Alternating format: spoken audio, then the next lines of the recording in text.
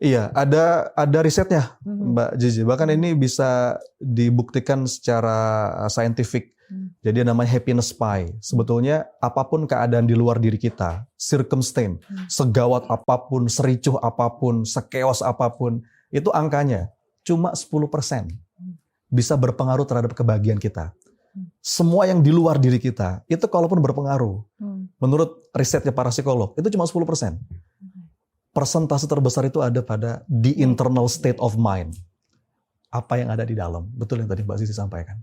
Tapi memang nggak mudah, Ustaz, apalagi kalau kita pernah punya luka batin. Yes. Cara mengobatinya itu juga harus kita sendiri yang mengobatikan, healing itu tadi. Apalagi memaafkan orang lain. Itu tipsnya gimana, Ustaz? Supaya nggak terlalu baper jadi orang. Jadi curhat nih. Tidak ada obat yang paling ampuh untuk bisa menyembuhkan luka batin kecuali ikhlas, Mbak Zi. Dan di antara definisi ikhlas yang saya pahami itu, ketika sudah putus harapan di hati kita kecuali hanya kepada Allah. Kita tuh terluka karena kita masih banyak berharap kepada selain Allah. Berharap kepada manusia itu patah hati yang disengaja. Disengaja? Patah hati yang disengaja. Okay. Kata Imam Ali, aku sudah pernah merasakan semua kepahitan hidup dan yang paling pahit itu berharap kepada manusia. Jadi ikhlas tuh udah putus. Kita tuh sakit hati, Mbak Zi, terluka karena masih ngarep sama orang. Itu udah pasti. Termasuk mohon maaf sama pasangan, sama anak. Tugas kita sama manusia itu ngasih yang terbaik.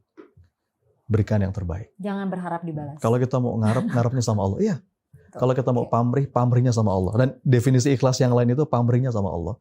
Jadi ketika luka, orang yang berharap dibalas sama Allah, Mbak Zi, ketika dia terluka, luka itu dia jadikan sebab untuk berharap, ya Rob, mudah-mudahan dengan ini engkau maafin hamba. Mudah-mudahan ya Rob, dengan ini engkau curahkan rahmat dalam hidup hamba. Gak apa-apa ya Allah. Asal dengan ini engkau ridho. Gak apa-apa ya Allah. Asal dengan ini engkau makin sayang sama hamba. Begitu para nabi. Rasulullah kayak gitu doanya. Di tahun kesedihan, Rasul itu terluka ketika Khadijah wafat. Sampai para ulama menyebut tahun kesedihan. Pamannya wafat dalam keadaan belum beriman. Dakwah ke Taif, dilempari batu, berdarah-darah, dihinakan oleh manusia. Kita kan kadang-kadang dilempar komentar jelek netizen aja udah sakit hati ya. Nabi dulu dilempari batu, dilempari kotoran bahkan. Ya Rob, sampai bukan hanya melukai hati, bahkan melukai fisik. Tapi ada satu doa dari Nabi ketika dalam puncak kesedihan, dalam puncak luka batin. Apa doa Nabi?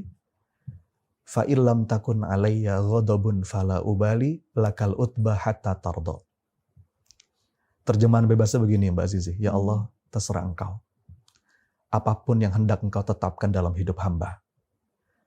Sehat, sakit, lapang, sempit, sedih, bahagia, dipuji, dicaci, didekati, dijauhi, kaya, miskin, apapun itu ya Rob, hamba terima asal satu aja ya Allah, engkau ridho. Asal satu aja ya Allah, engkau maafin hamba. Asal satu aja ya Allah, engkau makin sayang sama hamba. Maka dengan itu ya Rob, cukup.